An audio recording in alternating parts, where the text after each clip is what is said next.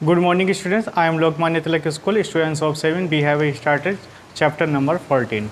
Dear students, आप लोगों के इससे पहले कुछ चैप्टर छूट गए हैं, उन चैप्टर को हम बाद में कंप्लीट करेंगे और आज से हम कुछ नया यानी कि नया चैप्टर स्टार्ट करने के लिए जा रहे हैं।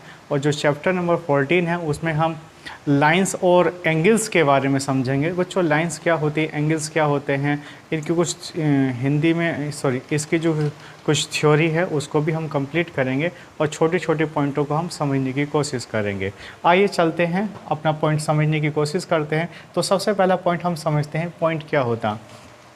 डियर स्टूडेंट्स, यानी कि हम अगर कहें कि पॉइंट को अगर हम पॉइंट की हम डेफिनेशन दें तो पॉइंट की डेफिनेशन यही होगी कि पॉइंट वह एक सर्किल है जिसकी रेडियस जो नगण्य हो यानी कि ना के बराबर हो।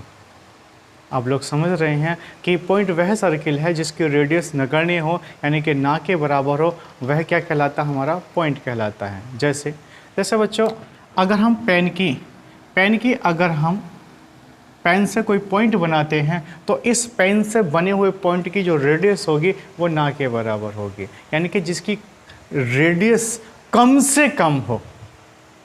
या रेडियस की सिर्फ हम कल्पना करें तो ऐसा सर्किल क्या कहलाता है, हमारा पॉइंट कहलाता है। बच्चों, जिसकी रेडियस कैसी हो, जिसकी रेडियस ना के बराबर हो, ऐसा सर्किल हमारा बच्चों क्या कहलाता है, पॉइंट कहलाता है। तो डियर स्टूडेंट्स, हम पॉइंट की अगर डेफिनेशन की बात करें तो पॉइंट के एक छोटा सा पॉइंट के अगर हम डेफिनेशन को अगर समझने की कोशिश करें तो पॉइंट का क्या होता है, पॉइंट एक ऐसा सर्किल होता है जिसकी रेडियस ना के बराबर होती है, हमारा क्या कहलाता है, पॉइंट कहलाता है। बच्चों, इसके बाद अगर हम पॉइंट के बाद पहला पॉइंट हमने पॉइंट को ही समझा। उसके बाद अगर हम लाइन की बात करें, लाइन क्या होती है बच्चों, लाइन क्या होता है, लाइन क्या होते हैं कि लाइन जो होती है वो पॉइंटों से मिलकर बनी हुई होती है। अगर हम सभी पॉइंटों को सेट कर दें और सेट करने के पश्चात अगर हम देखें तो पॉइंटों के मिलने से एक लाइन का निर्माण होता है, एक लाइन बन जाती है। अगर हम आपसे कहें कि सभी पॉइंटों को पास में रखते चले जाओ, तो सभी पॉइंटों को अगर हम पास में रखते चले जाएंगे तो पॉइंटों को पास में रखने से एक लाइन का निर्माण होता, एक लाइन बनती। बच्चों,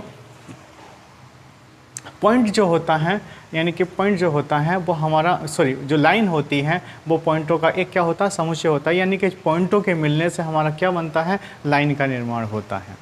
पॉइंटों के छोटे छोटे पॉइंटों के मिलने से क्या बन जाती है, लाइन बन जाती है। बच्चों, हम सबसे पहले पॉइंट को समझे जिसकी रेडियस जो होती है वो ना के बराबर हो, वो क्या कहलाता, पॉइंट होता है। अगर हम छोटे छोटे पॉइंटों को आपस में मिला के या सेट करके रख देते हैं तो उस आधार पर हम कहेंगे कि किस चीज़ का निर्माण होगा, लाइन का निर्माण होगा। जैसे बच्चों, लाइन की एक और डेफिनेशन होती है कि लाइन जो है इन्फाइनाइट से स्टार्ट होती है और इन्फाइनाइट पर ख़त्म होती है, यानी कि इसका लास्ट पॉइंट और इसका फर्स्ट पॉइंट और लास्ट पॉइंट दोनों इन्फाइनाइट होते हैं, यानी कि आपके जो है इन्फाइनाइट से स्टार्ट होती है और इन्फाइनाइट से इन्फाइनाइट पर जाके ख़त्म हो जाती है। बच्चों, इसकी लेंथ होती है, विड्थ नहीं होती है, यानी कि इसकी केवल लंबाई होती है, चौड़ाई नहीं होती है, ना ही इसकी मोटाई होती है। बच्चों, यानी कि एक ऐसा पॉइंटों का यानी कि सेट, ऐसा पॉइंटों का सेट जिसमें केवल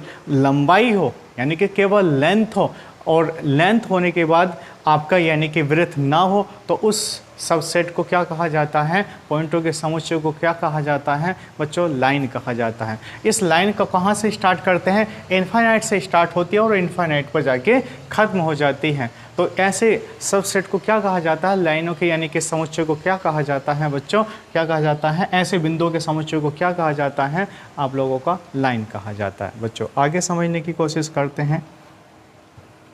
लाइन सेगमेंट, लाइन सेगमेंट। बच्चों, लाइन सेगमेंट क्या होता है, अब इसको भी समझने की कोशिश करते हैं। बच्चों, लाइन जो होती है वो इन्फाइनाइट से स्टार्ट होती है और इन्फाइनाइट पर जब ख़त्म हो जाती है, लेकिन लाइन सेगमेंट जो होता है, लाइन सेगमेंट किसी पॉइंट से स्टार्ट होता है और दूसरे पॉइंट पर जाके खत्म होता है, यानी कि जिसके दो इंटीरियर पॉइंट होते हैं, लाइन सेगमेंट कहलाता है। जैसे ए पॉइंट से स्टार्ट हुआ और बी पॉइंट पर जाके बिंदुओं का समुच्चय, ये बिंदु जो है बिंदुओं का एक समुच्चय लाइन कहलाता है, बिंदुओं का सबसे एक लाइन कहलाता है। तो इसके दो इंटीरियर पॉइंट, अगर लाइन के दो इंटीरियर पॉइंट होते हैं तो उसको क्या कहा जाता है, लाइन सेगमेंट कहा जाता है।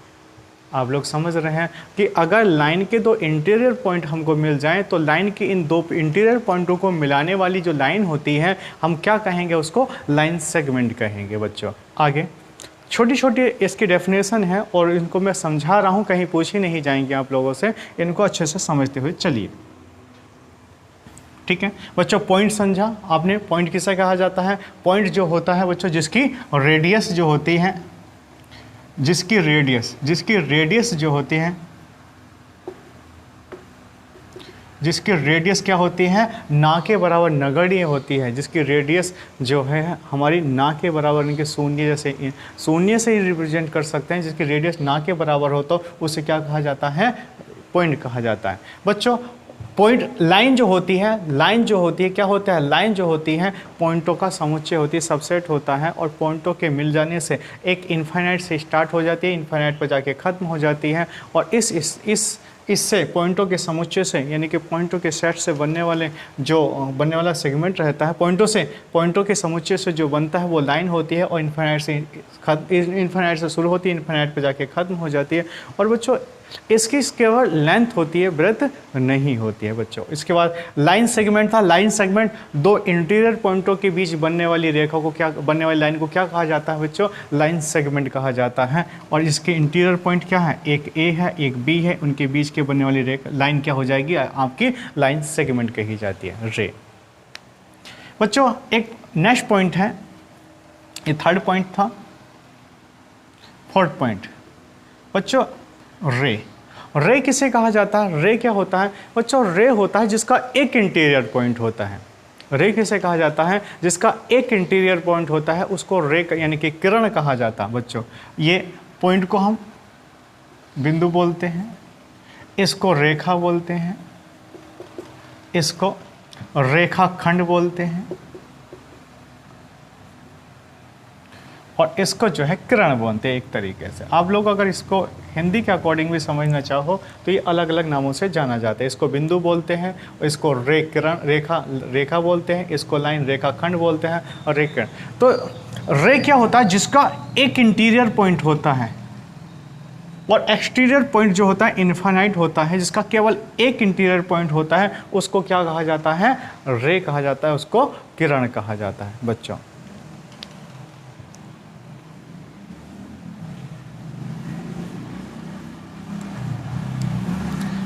अब आगे समझ लीजिएगा, थोड़ा सा और पॉइंटों को समझने की कोशिश कीजिएगा। चैप्टर का नाम आप लोगों का 14 है, line and angle.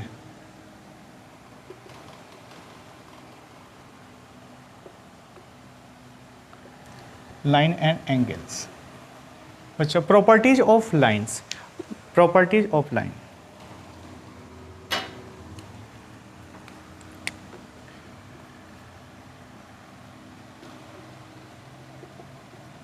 Properties of line,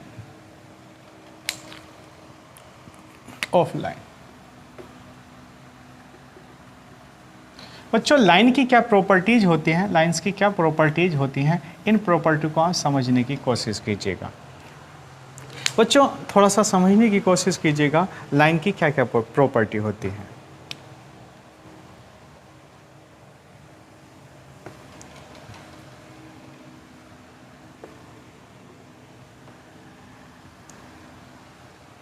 number 1, आप लोगों की प्रॉपर्टी कौन कौन सी रहेंगी, थोड़ा सा आप लोगों को समझा देते हैं।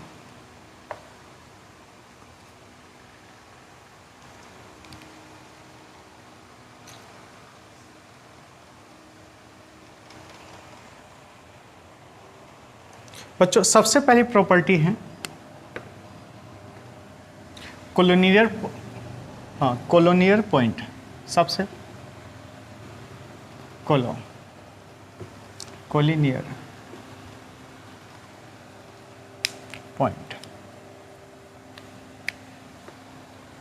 पॉइंट। बच्चों इसमें क्या होता है, कोलिनियर पॉइंट क्या होते हैं कि एक लाइन पर बहुत सारे पॉइंट हो, तो इन पॉइंटों को क्या कहा जाता है, कोलिनियर पॉइंट कहा जाता है। आप लोग समझ रहे हैं कि एक लाइन पर बहुत सारे अगर पॉइंट होते हैं तो इनको क्या कहा जाता है, कोलिनियर पॉइंट कहा जाता है। जैसे एक लाइन है, इस पर कितने पॉइंट हो, जैसे पॉइंट है, जैसे ए पॉइंट है, बी पॉइंट है, सी पॉइंट है, तो इसको क्या कहा जाएगा, कोलिनियर पॉइंट कहा जाता है। दूसरा है कॉन्करेंट लाइन। दूसरी प्रॉपर्टी है कॉन्करेंट,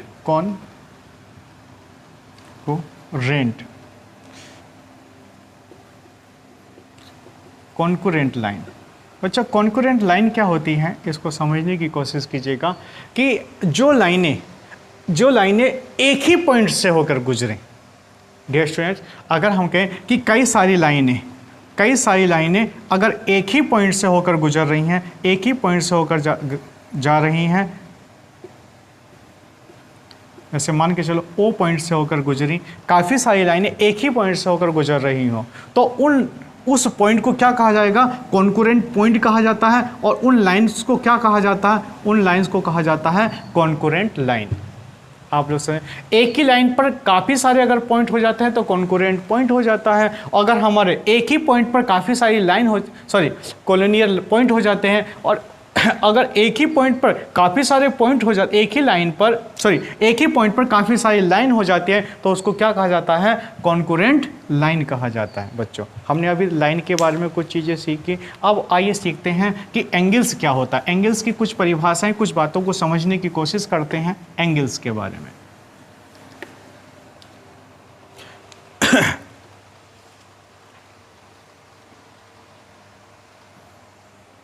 डियर स्टूडेंट्स, एंगल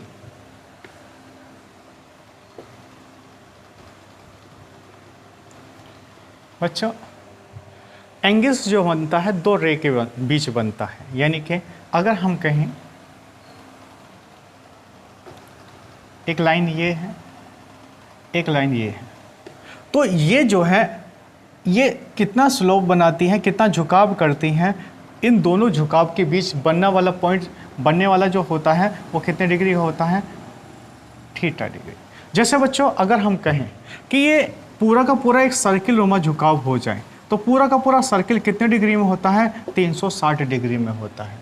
बच्चों दो लाइनों के बीच थोड़ा झुकाव हो, यानी कि 90 डिग्री से थोड़ा सा कम झुकाव हो, तो उसको एक्यूट एंगल बोला जाता है। उस झुकाव के बीच बनने वाला जो कोण होता है वो क्या होता है, एक्यूट एंगल होता है। यानी कि थीटा का जो मान होता है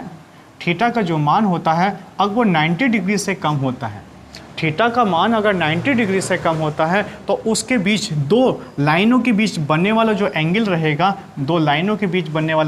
रहेगा, वो कौन सा एंगल रहेगा, एक्यूट एंगल रहेगा। कौन सा एंगल रहेगा इसमें बच्चों, ये आप लोगों का एक्यूट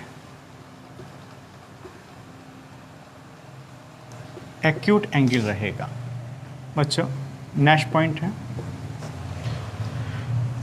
परपेंडिकुलर। एक लाइन दूसरी लाइन पर अगर परपेंडिकुलर होती है, थीटा का मान अगर 90 डिग्री के इक्वल होता है, तो उनके बीच बनने वाले जो एंगल का मान रहेगा, उनके बीच बनने वाला राइट एंगल ट्रायंगल होगा। कैसा बच्चों ट्रायंगल होगा, राइट एंगल होगा। इसमें अगर इस तरीके से झुकाव थीटा बराबर, थीटा का मान अगर यहाँ पर कितने डिग्री होता, 90 डिग्री होता, तो राइट एंगल होता। राइट कैसा एंगल होता है, राइट एंगल। अगर थीटा का मान 90 डिग्री से अगर कम होता है, तो वहाँ पर एक्यूट एंगल बनता है। और थीटा का मान अगर 90 डिग्री के बराबर होता है, तो वहाँ पर कौन सा एंगल बनेगा बच्चों, वहाँ पर राइट एंगल बनता है। आप लोग समझने की कोशिश कीजिएगा, आगे फिर समझते हैं।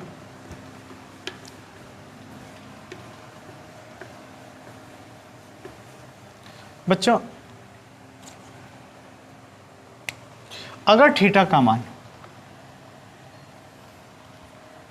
समझिएगा, अगर थीटा का मान, दोनों लाइनें एक दूसरे के स्ट्रेट लाइन बनाते हैं।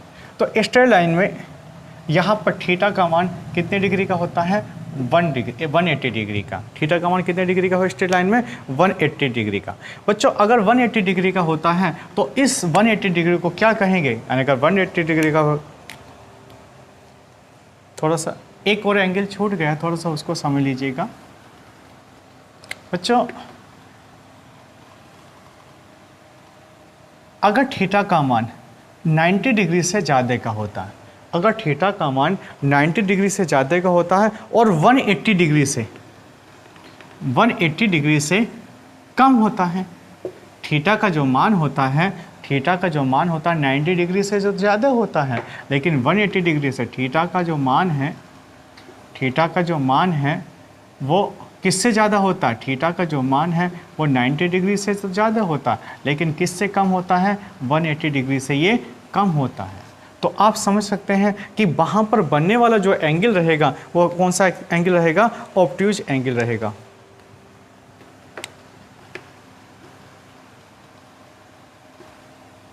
कौन सा एंगल रहेगा? ऑब्ट्यूज एंगल रहेगा।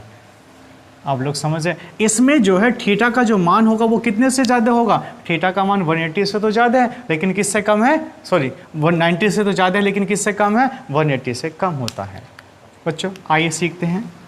आपने 3 एंगलों के बारे में सीखा, एक्यूट एंगल के बारे में सीखा, राइट एंगल के बारे में सीखा, और उसके बाद आप लोगों ने ऑब्ट्यूज एंगल के बारे में सीखा। अब स्ट्रेट लाइन के बारे में समझिएगा। बच्चों स्ट्रेट लाइन आप लोग जानते हैं, स्ट्रेट लाइन में आप लोगों का कितने डिग्री का होता है? स्ट्रेट लाइन में 180 डिग्री का होता है। बच्चों रिफ्लेक्स एंगल के बारे में समझ लेते हैं। रिफ्लेक्स एंगल में क्या होता है कि थीटा का जो मान होता है, रिफ्लेक्स एंगल में थीटा का मान 180 डिग्री से तो थीटा का मान क्या होता है? ज़्यादा होता है। और लेकिन यह कितने डिग्री से कम का होता है? 360 डिग्री से कम होता है। यह 180 डिग्री से तो ज़्यादा होता है, थीटा का मान 180 डिग्री से तो ज़्यादा होता है। बच्चों 180 डिग्री से ज़्यादा होता है लेकिन 360 डिग्री से ये कम होता है। तो अगर थीटा का मान यानी कि एंगल का मान 180 डिग्री और 360 डिग्री के बीच में होता है तो इस आधार पर हम क्या कहेंगे? इस आधार पर हम थीटा के मान को यानी कि एंगल का जो मान होगा वो किस नाम से जाना जाएगा? Reflex angle.